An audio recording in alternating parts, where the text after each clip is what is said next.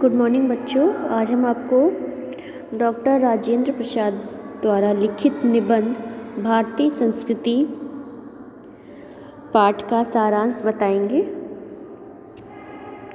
यहाँ पर लेखक कहते हैं कि कोई विदेशी जो भारत से बिल्कुल अपरिचित हो एक छोर से दूसरे छोर तक सफ़र करे तो उसको इस देश में इतनी विभिन्नताएं देखने में आएंगी कि वह कह उठेगा कि यह कोई देश नहीं बल्कि कई देशों का समूह है। तो यहाँ पर लेखक कहते हैं कि मान लीजिए कोई विदेशी यहाँ पर आता है भारत देश में, तो वह कहेगा कि यह कोई देश नहीं बल्कि देश नहीं बल्कि यहाँ पर इतनी सारी विभिन्नताएं हैं कि देश नहीं बल्कि कई देशों का यह कोई समूह है जो एक दूसरे से बहुत बातों में और विशेष करके ऐसी बातों में जो आसानी से आँखों के सामने आती है बिल्कुल भिन्न है। प्राकृतिक विभिन्नताएं भी इतनी और इतने प्रकार की हैं और इतनी गहरी नज़र आएंगी जो किसी भी एक महाद्वीप के अंदर ही नज़र आ सकती है। तो यहाँ पर प्राकृतिक विभिन्नताएं जो हैं वह भी कई तरीके से भारत में पाई जाती हैं। जहाँ एक ओर हिमालय की बर्फ़ से ढकी हुई पहाड़ी और एक छोर पर मिलेंगी, जैसे जैसे वह दक्षिण की ओर बढ़ेगा वहाँ पर गंगा यमुना ब्रह्मपुत्र के समतल को छोड़कर फिर विंध्य अरावली सतपुड़ा नीलगिरी की श्रेणियों के बीच समतल हिस्से रंग बिरंगे देखने को मिलेंगे। तो यहाँ पर भारत के देश में केवल सांस्कृतिक विभिन्नताएं नहीं हैं बल्कि अगर प्राकृतिक विभिन्नताएं देखें वो भी कई तरह से हैं। जैसे कि उत्तर की ओर अगर चले जाएं तो वहाँ पर हिमालय से बर्फ़ से ढकी हुई पहाड़ियाँ मिलेंगी और वहीं अगर दक्षिण की ओर आएँ तो वहाँ पर गंगा यमुना ब्रह्मपुत्र जैसे नदी एवं पहाड़ देखने को मिलेंगे। अगर इंसान के रहन सहन खान पान वेशभूषा शरीर और मस्तिष्क पर पड़ा तो उसका जीता जाता सबूत भारत में बसने वाले भिन्न भिन्न प्रांतों के लोगों में देखा जा सकता है। यदि भारतीय संस्कृति की बात करें तो यहाँ के जो इंसान हैं भारत के, यहाँ के रहन सहन खान पान वेशभूषा शरीर और मस्तिष्क पर यहाँ पर देखने को मिलता है कि यहाँ पर सभी तरह की संस्कृति मिलती है। इस तरह मुख्य भाषाएं भी कई प्रचलित हैं और बोलियां की तो गिनती ही नहीं है। तो लेखक आगे कहते हैं कि इस देश में मतलब भारत जैसे विशाल देश में केवल सांस्कृतिक या प्राकृतिक विभिन्नताएं नहीं होती बल्कि यहाँ पर बहुत सारी भाषा बहुत सारी बोलियों को भी गिनती होती है। क्योंकि यहाँ पर एक कहावत मशहूर है कि कोस कोस पर बदले पानी चार कोस पर बानी। तो यहाँ की जो कहावत है कि कोस कोस पर जैसे पानी बदलता है और चार कोस पे यहाँ पर भारत में बोली बदली जाती है। फिर लेखक आगे कहते हैं कि भिन्न भिन्न धर्मों को मानने वाले भी जो सारे दुनिया के सभी देशों में बसे हुए हैं यहाँ भी थोड़ी संख्या में पाए जाते हैं। मतलब अनेक धर्मों के लोग भी यहाँ पर थोड़ी सी संख्या में भारत जैसे देश में थोड़ी सी संख्या में मिल ही जाते हैं।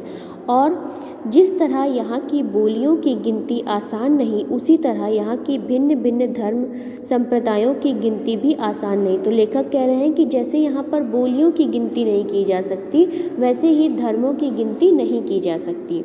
हमारी सारी संस्कृतियों का मूल आधार अहिंसा तत्व पर स्थापित रहा है। जहाँ जहाँ हमारे नैतिक सिद्धांत का वर्णन आया है अहिंसा को ही उसमें मुख्य स्थान मिला है। तो लेखक कहते हैं कि हमारी इस संस्कृति का जो मूल तत्व है जो मूल आधार है वह अहिंसा है। क्योंकि जहाँ जहाँ पे भारत के नैतिक सिद्धांतों का वर्णन हुआ है वहाँ पर अहिंसा को मुख्य स्थान दिया है।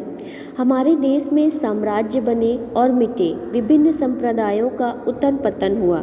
हम विदेशियों से आक्रांत और पदादलित हुए। हम पर प्राकृतिक और मानवों ने अनेक बार मुसीबतों का पहाड़ दे दिया, फिर भी हम लोग बने रहे, हमारी संस्कृति बनी रही और हमारा जीवन एवं सृजनात्मक शक्ति बनी रही। तो लेखक यहाँ पर कहते हैं कि हमारे देश में, भारत जैसे देश में बहुत सारे साम्राज्य के, बहुत सारे धर्म के लोग आए, कई बार हमारे संप्रदायों का उत्थान पतन हुआ, लेकिन फिर भी हमारी संस्कृति को कोई भी हिला नहीं सका।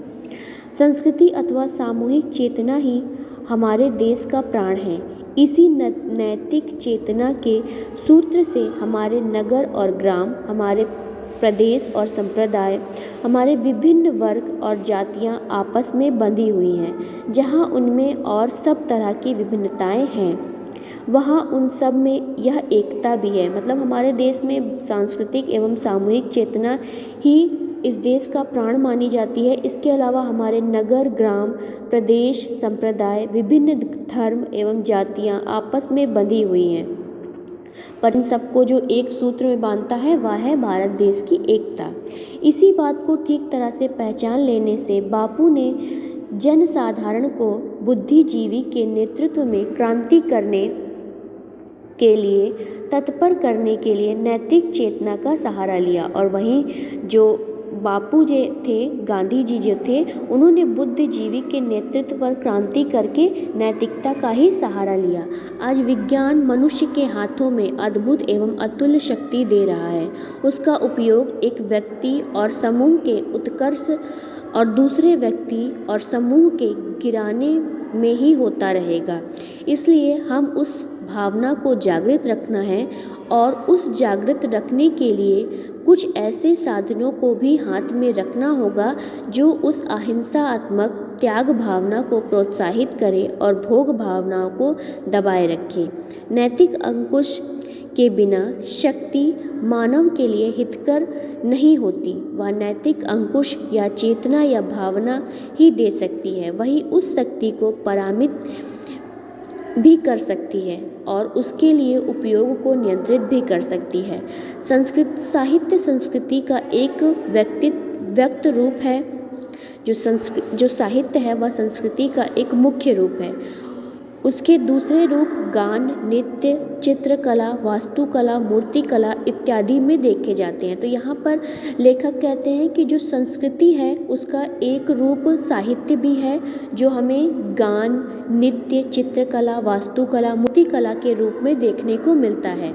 भारत अपनी एक सूत्रता इन सब कलाओं द्वारा भी प्रदर्शित करता है। और भारत जो देश है वह अपनी जो सूत्रता है, जो एक सूत्र में बांधे रखता है, एकता को एक सूत्र में बांधे रखता है, उसका कुछ कलाओं पर भी प्रदर्शित होता है। यदि पृथ्वी पर, लेखक कहते हैं, यदि पृथ्वी पर स्वर्ग कहीं है तो यहीं पर है, यहीं पर है और यहीं है।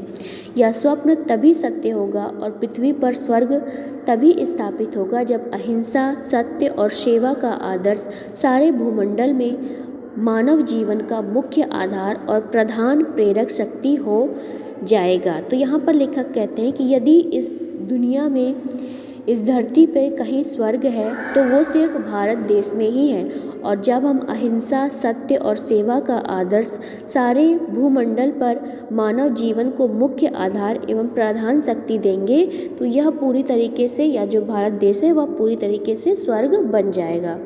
तो बच्चों, ये हो गया भारतीय संस्कृति निबंध का सारांश। इसके अलावा आपको ये प्रश्न अभ्यास प्रश्न में करने हैं, जो कि आपको गद्यांशों के आधार पर दिए गए प्रश्न हैं। इसे आप अभ्यास के तौर पर अपनी कॉपी में या हो सके तो अपने बुक में ही पेंसिल से इसके आंसर लिखते जाइए। तो बच्चों, आज के लिए बस इतना ही।